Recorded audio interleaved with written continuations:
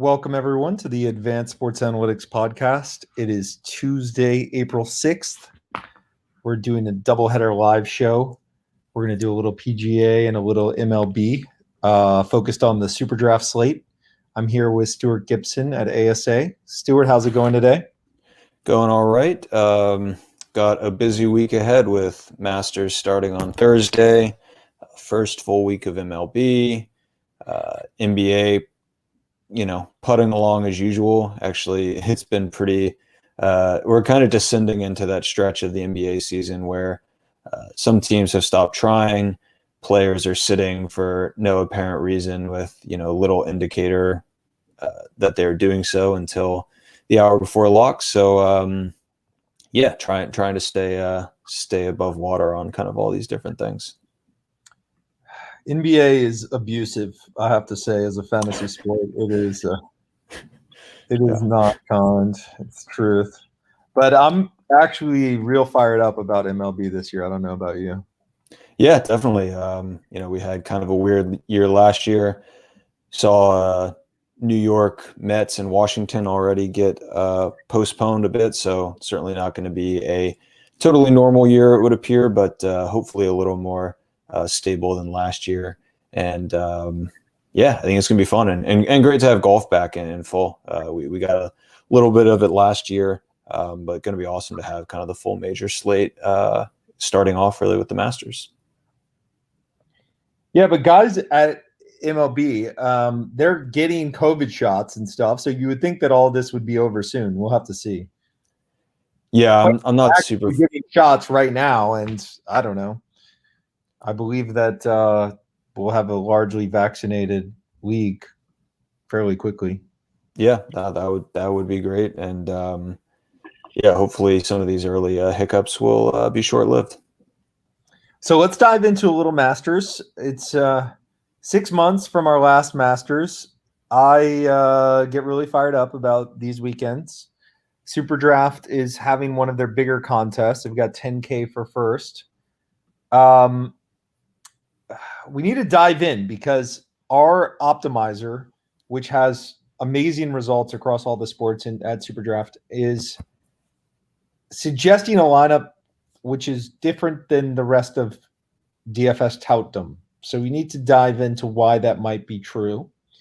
We are largely eschewing the high multiplier guys in favor of the chalky guys that are the most likely in the field to get wins and top tens and stuff like that. We can dive into a bit the intuition as to why our optimizer might be going that way. So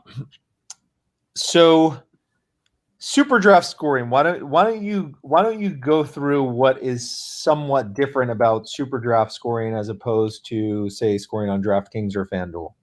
Aside from the multiplier, I believe most of our viewers know that SuperDraft operates on a multiplier instead of a salary cap, so the lesser players are given a higher multiple on their raw fantasy score.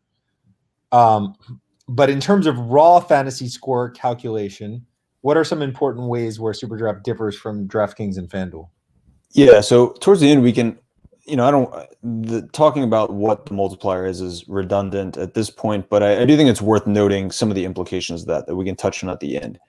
I think one of the big scoring differences in SuperDraft scoring is the weight that is given to finish position. In DraftKings and FanDuel, you see a large proportion of score allocated towards the placing of players. So as is on those formats, there's a very high importance on rostering the player that for tournament purposes that wins the tournament. You can't really win a DraftKings or FanDuel tournament without having the outright winner. I think it's also worth noting there's a very on DraftKings and FanDuel, a big divide between first and second place. I think on DraftKings, first place is 30 fantasy points. On FanDuel, second place on DraftKings is 20 fantasy points. So, a 1/3 reduction from just that single place, and there's kind of a decreasing margin between positions as you move further and further down. On SuperDraft, first place is worth 15 points.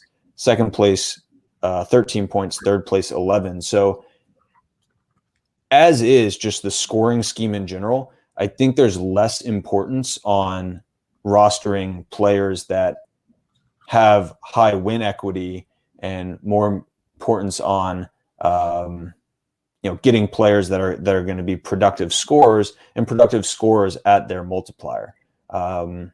If you can get the some of the dart throws, higher multiplier golfers who do find themselves inside the top 5 or 10, you really are at a position to benefit greatly if they do so in a fashion that is productive from a stroke and scoring standpoint. With DraftKings or FanDuel, you like I said, you do need that outright winner. In SuperDraft, I think it kind of depends on how tournaments shake out, but there are routes to winning GPP kind of large field tournaments without the first place finisher. If the first place finisher is Bryson at 1x, and there are 3 guys within the top 10 who have 1.3x multiplier or higher, there's going to be far more value to nailing all 3 of those guys who are kind of dark horses who don't win outright but finish in the top 5 or 10 and finish 5+ strokes under par. There's going to be significantly more value to having those guys than having the lowest multiplier player who manages to win outright. Again, but that's not to say that it's bad to have the outright winner. We don't want to totally be chasing all the highest multiplier guys and figure if we roster 6 guys that are 1.3x or more and we get 3 of them in the top 10 and 2 of them miss the cut, you're still going to be punished. The goal is to get guys through to the weekend, hopefully in kind of the top 10, or if they have a super high multiplier, I think you can stomach like a top 20 but not top 10 performance if they're able to be productive, getting birdies, etc.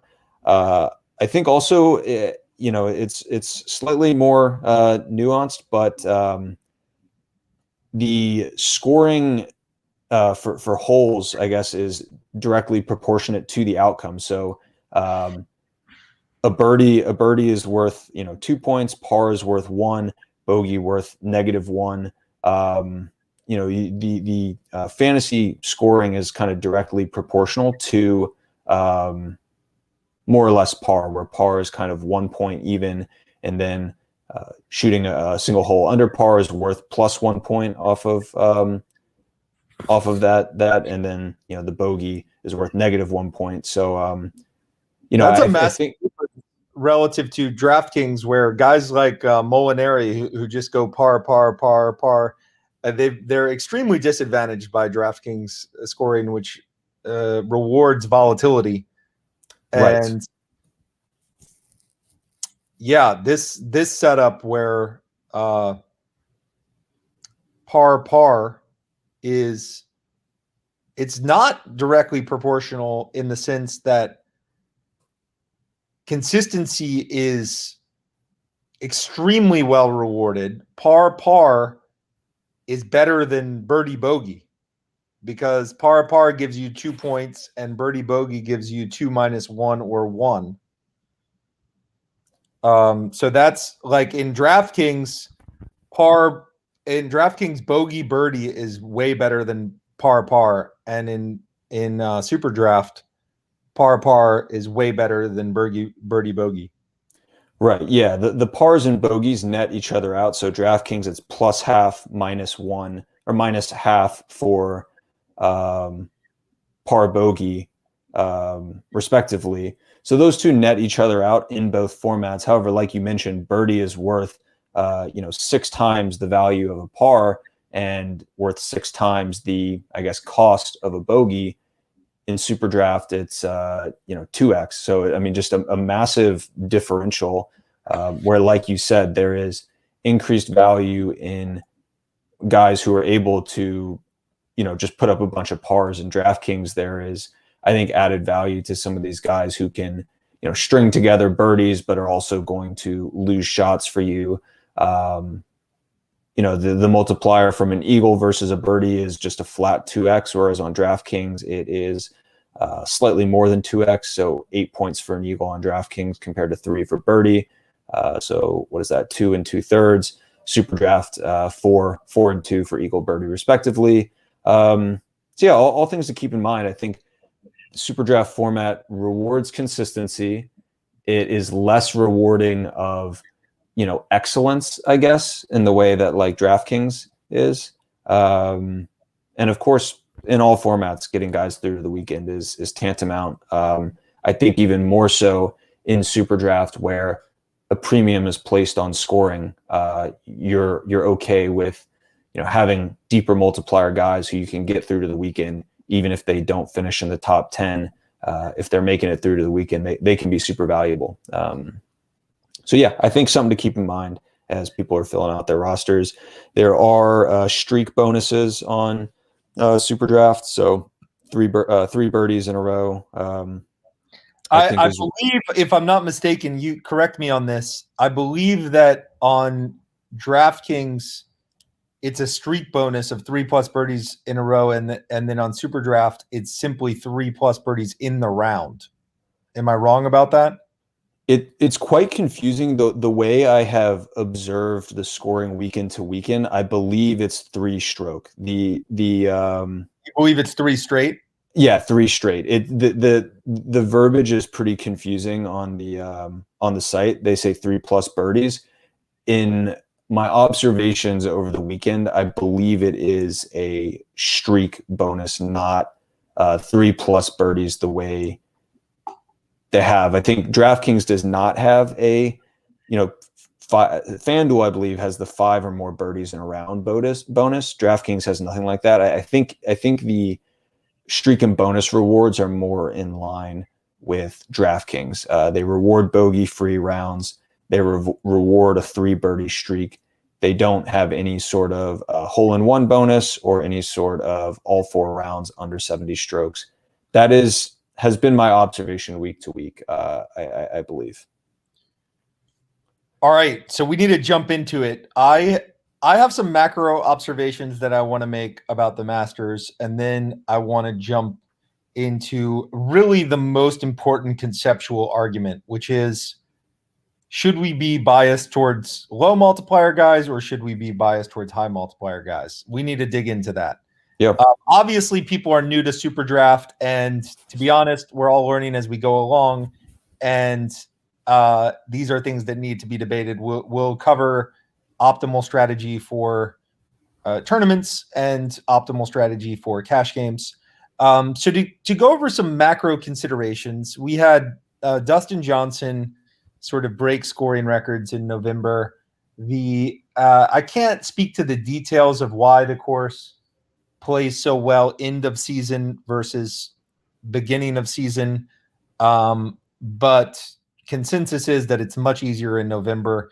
They basically tear the course up in the winter and rebuild it, and I believe that the ground is quite soft for whatever reason in November.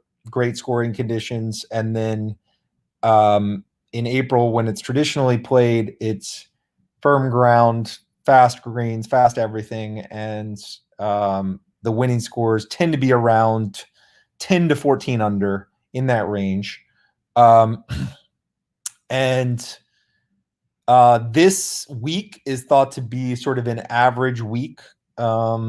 Actually, the conditions are going to be, they think, quite fast, and they think that despite golfers getting slightly better on average, it's still going to be in that 10 to 14 range for the winning score.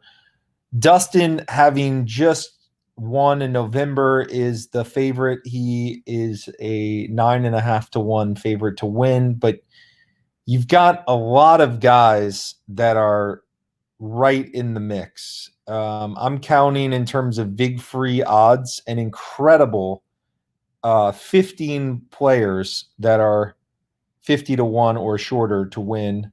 That's quite impressive. That's quite a deep field.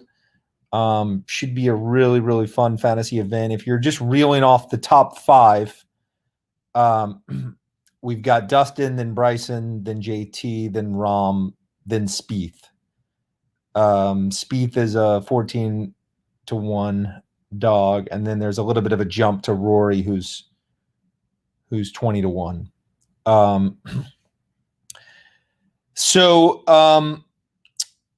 One thing that's unique and interesting about the Masters, due to the tight qualifying criteria, you have a lot of players make the cut, and related to that, it's going to be quite costly if your golfers do not make the cut. A guy like Rahm, who is a consistent player, who in this tournament has the 4th best odds to win, is roughly 97% to make the cut, as outrageous as that is. And JT is 96.5% or so to make the cut. You can consult Betfair odds on these things. You can also consult Betfair player to win. It's the top 10 guys are extremely likely to make the cut. This is suggestive of why maybe our model likes the low multiplier guys. So why are they so likely to make the cut? The field is small, and then because of the sort of bizarre qualification criteria, you have people in the field like Sandy Lyle, Ian Woosman, Angel Cabrera, Jose Maria Olazabal, Mike Weir. You have people that are 20% to make the cut. And obviously there's no world in which Sandy Lyle beats John Rahm in a week, or Larry Mize, Bernard Langer. So this is where we are. You need to place emphasis on having your guys make the cut. In cash games, you really want to strive for that kind of 6 for 6, and then in tournaments, you can start to take some chances on some guys, but it's going to be costly, even in tournaments, to have a miss cut. Okay, so let's jump into conceptually low multiplier versus high multiplier. Based on SuperDraft pricing, there are some people that look so compelling, I wonder if our model is making some mistakes. So you have players like Dylan Fratelli, 1.55 multiplier, quite strong recent performance. You think most of the time these guys, even if they're having kind of a bad round, they're just plowing around, making a lot of pars. Pars are getting nicely rewarded on SuperDraft. You get a 1.55 multiplier on your par. It's pretty good. So just conceptually, why are we dogging someone like Fratelli in our model? Yeah, I mean, I think it's going to come from just risk, and I mean, I don't think we're dogging Fratelli. He, has one of the probably, I mean, the most, him and Palmer are kind of standing head and shoulders above the rest of the, and maybe Zach Johnson kind of in the mix too, as far as these guys who are the best 1-3 multiplier players and up. I just think projection systems that are trying to project players' means are naturally going to gravitate towards lower multiplier players, because there is far less miscut risk. These players that have some of the lower guys like Rahm, Cantlay, JT, Dustin Johnson, their underlying distribution, I think, is going to be pretty unimodal. I mean, obviously there is a non-zero chance that these guys miss the cut, but for the most part, we're expecting with very high probability them to make the cut, and their outcome is really just going to be tied to how effectively they can play over 4 rounds. Guys like Fratelli, who you mentioned there is kind of a weak field towards the back end, but there's an extremely strong field at the top. And, these guys like Fratelli, Palmer, Zach Johnson, I mean, they're going to have to show up to make the cut. And I think just given the elevated miscut risk for them, there's naturally going to be lower mean projections for these type of players. But I do think for tournament purposes, it would be foolish to say, all right, well, I'm going to take, the guys who have the least amount of miscut risk.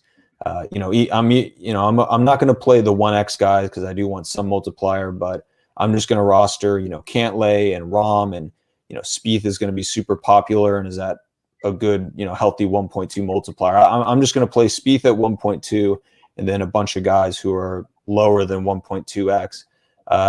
That approach I think is fine for cash, and our cash optimal as it sits right now has it looks like to me 6 guys that are 1.2x or lower. Spieth and Casey at 1.2x, Rory at 1.15, Cantlay and Rom at 1.05, and then JT at 1.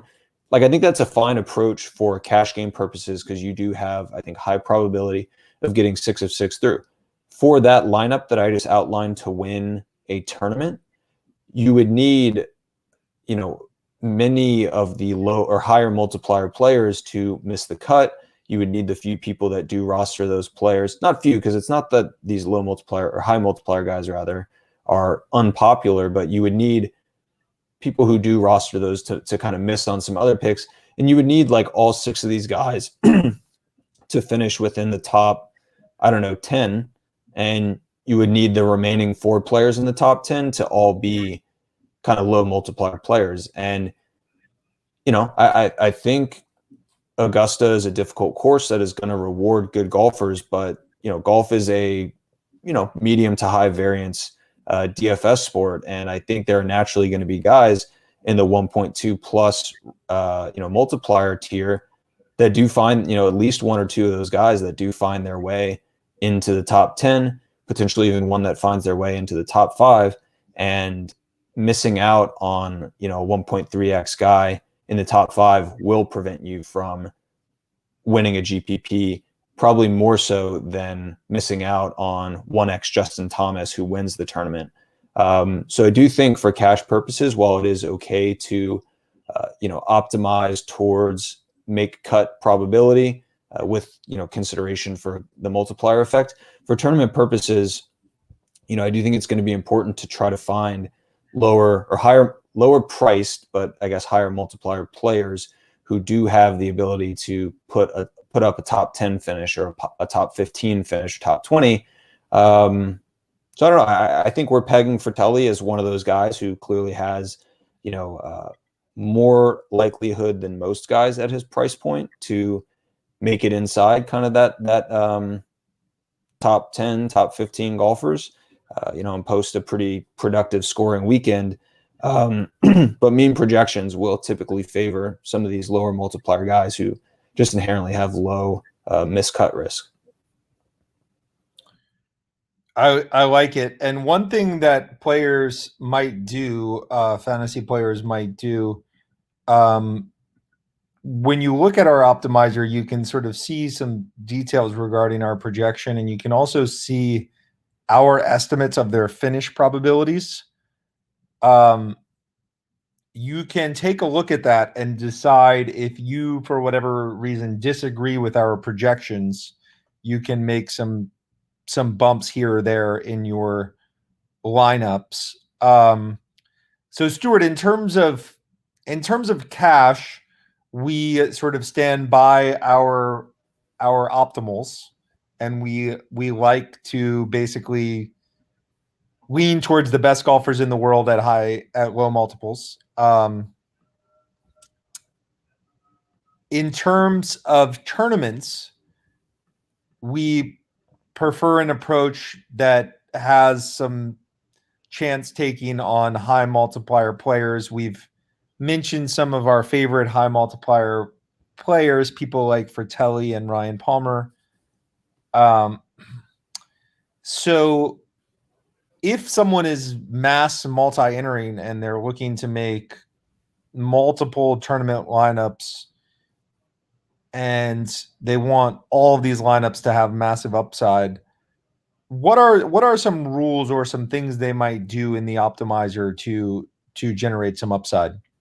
Yeah, so you can open the. Let's see if I could even do a screen share here.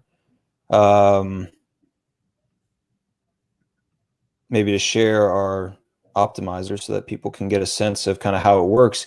So we have our optimizer set to SuperDraft with projections. You also have some historic strokes gained metrics for players. We're looking over the last 6 months, but you can look by 3 months for recent form or last year or kind of long form. And the program is going to default to sort, I typically am looking at it by sorting by value, which is players' projected fantasy points times their multiplier. If we're just plugging that in for optimization purposes, we'll get, this was the lineup I touched on, the highest projected kind of cumulative scoring. For tournament, and I think that's a perfectly fine and very simple, straightforward approach to cash play. Like I think, I'm not concerned about, grouping, or I'm just trying to optimize towards most fantasy points scored. But for tournament purposes, as I mentioned, I don't want to build lineups. I mean, this isn't super top heavy. Like Spieth and Casey are at 1.2x, which isn't bad. Rory's at 1.15. But Cantlay, Thomas, Rahm, these are guys who are at or near the multiplication floor.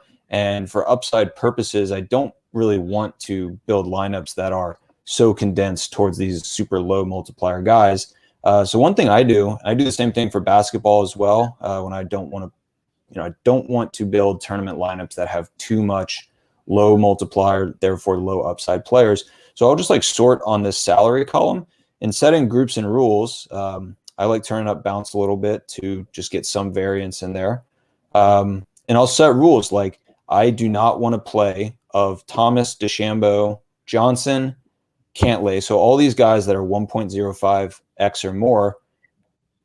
To be honest, I don't really think I want to play more than 2 of those guys in any one lineup. So I can set in my groups Justin Thomas, Johnson, Rahm, Xander, Bryson, and what we said, we had Cantlay, right?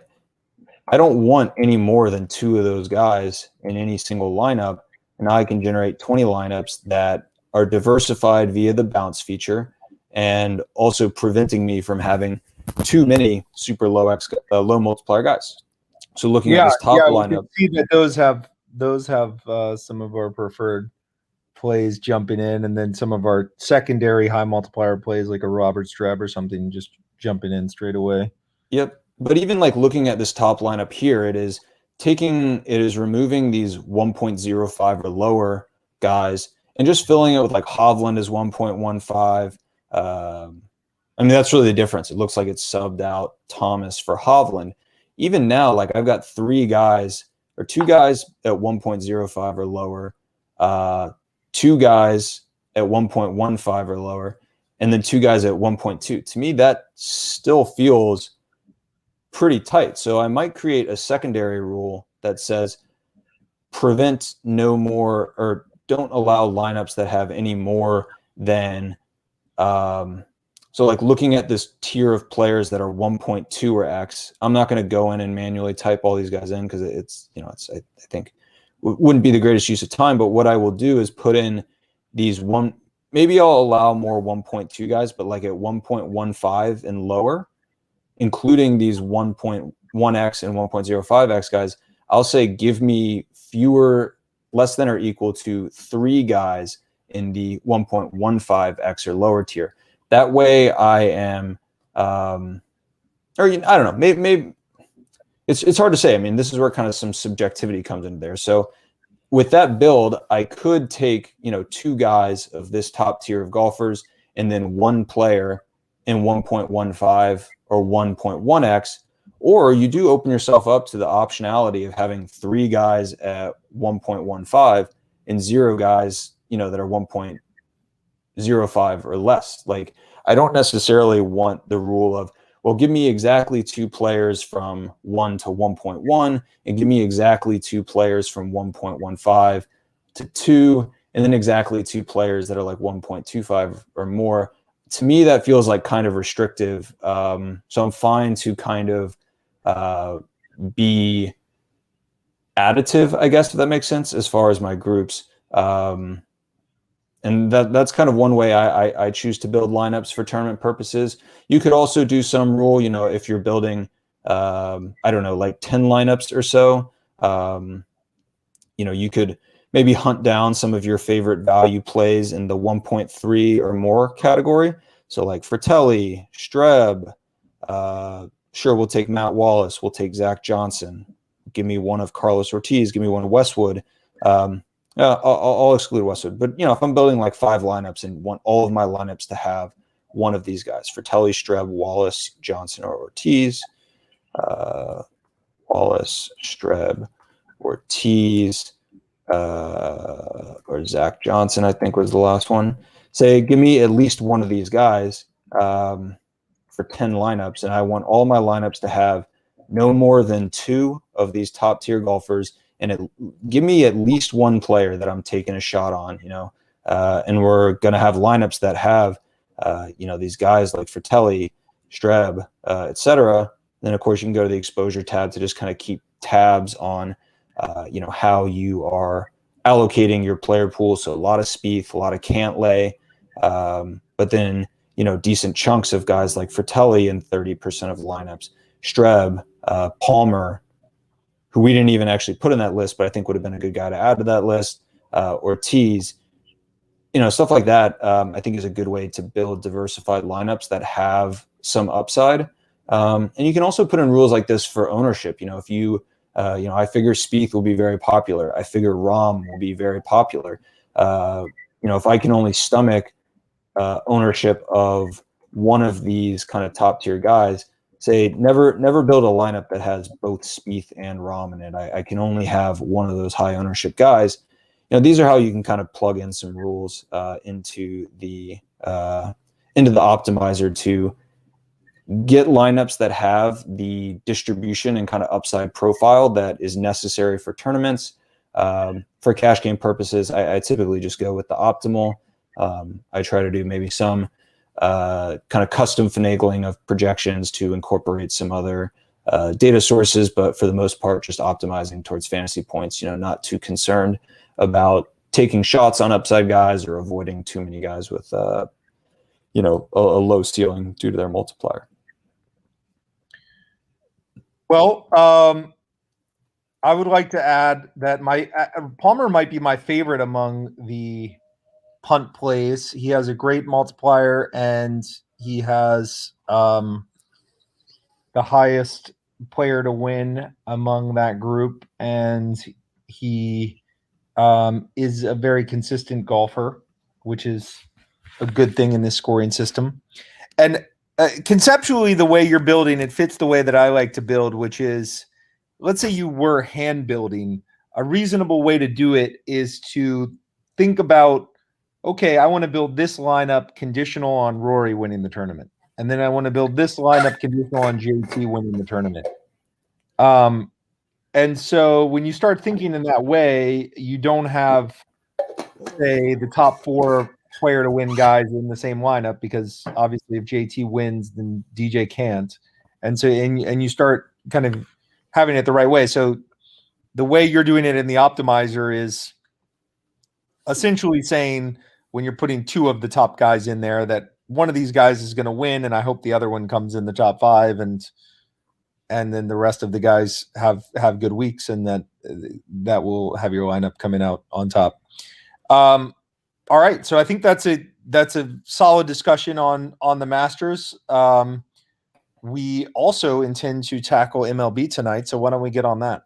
Yeah, sure. Give me 1 second to kind of update my tabs so that I'm working with. I am a heavy tab user, and let me get situated. But yeah, I do love Palmer. I think lastly, just the course profile, I think, is going to benefit guys who are strong off the tee and strong putters. Palmer is kind of the cheap option that I think has that optimal course fit. So yeah, I do like Palmer a good bit at that price point. So yeah, let's see. MLB tonight. Got to see kind of where we are. I updated lineups right before the show, but I have to imagine some lineups have come across. Interesting slate where a lot of the top pitchers went last night. We saw DeGrom last night, but there are some trickling over to tonight. Darvish, Kershaw, Giolito, Glasnow. These are opening day starters making their second appearance, so there is plenty of firepower up top from a pitching standpoint, and all of them kind of have healthy multipliers on them. I think opening day we saw far more pitchers in the low multiplication, part of the scale. Guys like Cole, Bieber with multipliers quite nearly at 1x, but our models are still showing some favoritism towards some deeper plays. Marquez right now is topping our projections, which I think is an interesting one. Obviously, playing at Coors, the weather there today is going to be a little interesting. There's some rain in the forecast. Not really rain in the forecast, but it's a windy day, kind of swirling winds. The game total is only at 10 runs, which I think is quite low for a Coors game.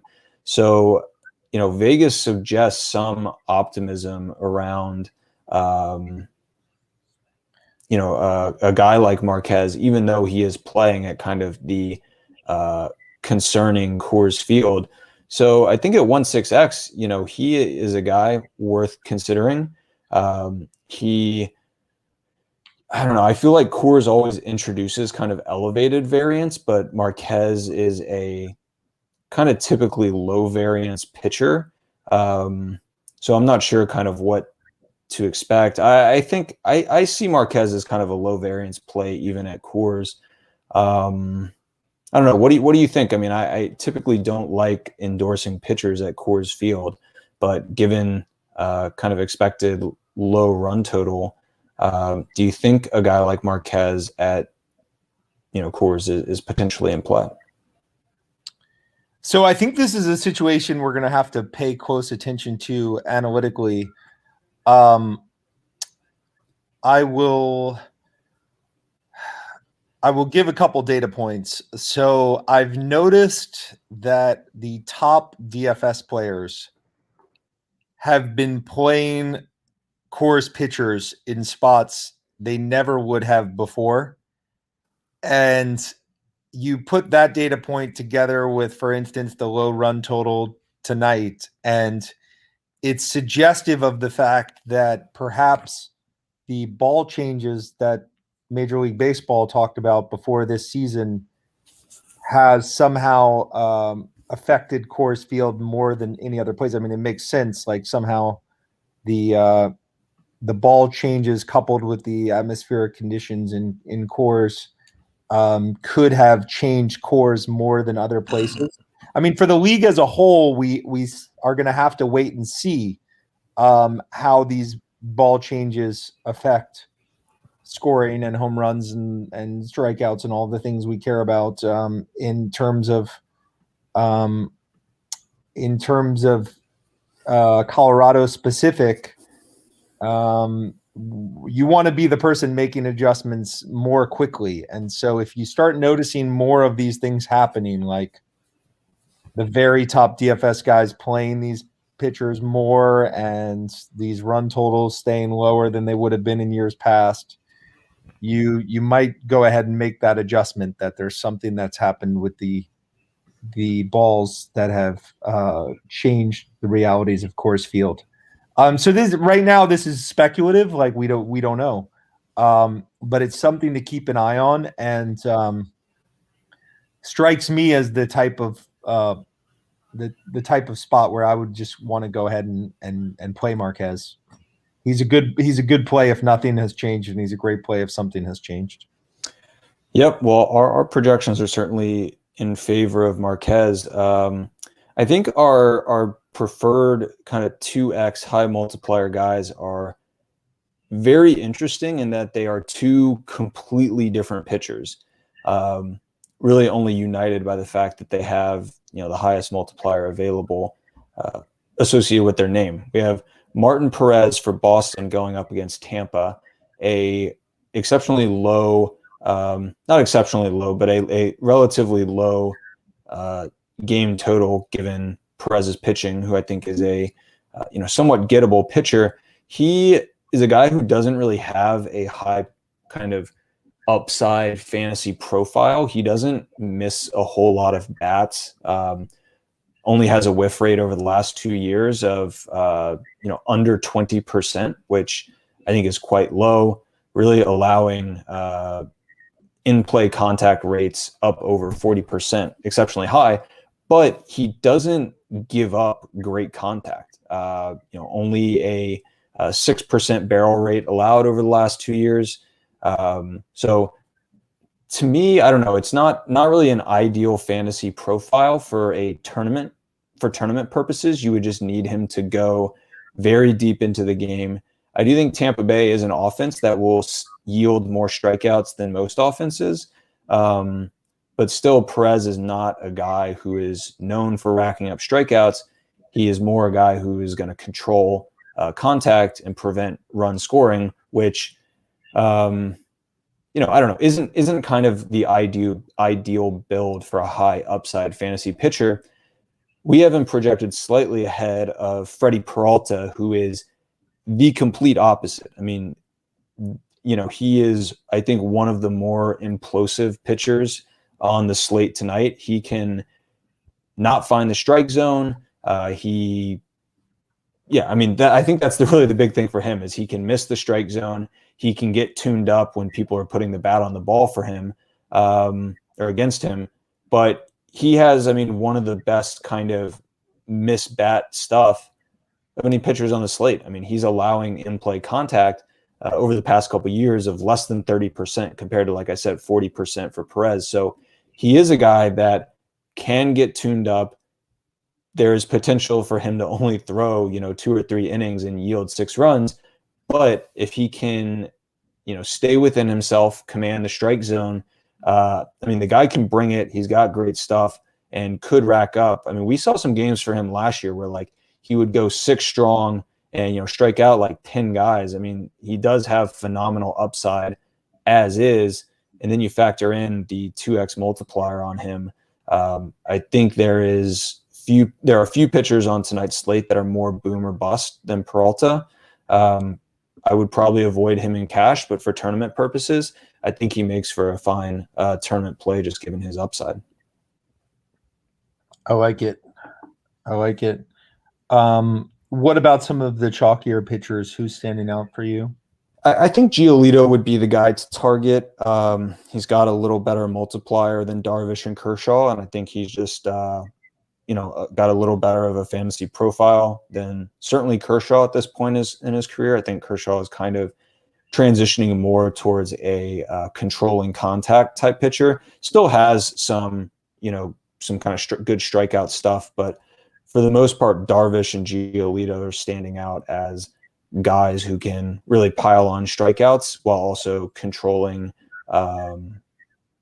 runs and making sure they get lots of innings. SuperDraft doesn't reward quality starts, so getting to that threshold of 6 innings pitch isn't super valuable, but nonetheless, you want your pitchers staying in games to give themselves a chance at a win, to accumulate outs, to accumulate strikeouts.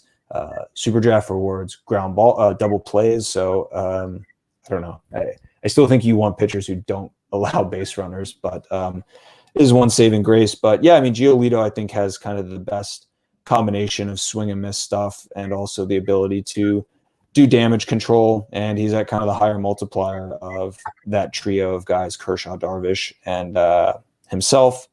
So I think that would be the guy I'd key on. Glasnow obviously has incredible stuff. You just got to be concerned about how deep into the game he's going to be able to go. Going up against a pretty productive Boston offense in Fenway. Weather seems to be kind of average as far as yielding any advantage to hitter or pitcher. But yeah, I think you got to be concerned about Glasnow, who just the Rays have not shown a confidence in kind of sending him out much more than like 5 or even 6 innings. Factor that in with kind of a good offense that he's going up against. I think my preference would be for Giolito. I like it. I'm on the same page there. Now on the bat side, we favor with multiplier pricing a stack orientation as on other sites. Winning a GPP is somewhat akin to winning a parlay ticket in sports betting, and if you are given the option of having correlated bets among your parlay, that is always a good thing to do. So we advocate stacking where possible. A typical winning MLB lineup will have a full stack and then either a mini stack or a couple of high upside one-off plays that happen to get there, or at least have some of the players get there. So why don't you go over your favorite stacks on SuperDraft? Yeah, so I really like Toronto. I think they're in a good spot. Going up against Texas, not a daunting pitching matchup. And Taylor Hearn is expected to be the primary pitcher. Looks like the expectation is that Texas will kind of go with this opener approach. And they're just one of these teams that I think has healthy multipliers on their players. I mean, Bo Bichette is a guy we are very high on, expected to bat third. That has been confirmed that he's batting third tonight. So I think Bichette would be a guy to target as kind of the center of that stack. Who else do we like on that Toronto side? We like Biggio, who's batting second at 1.4x.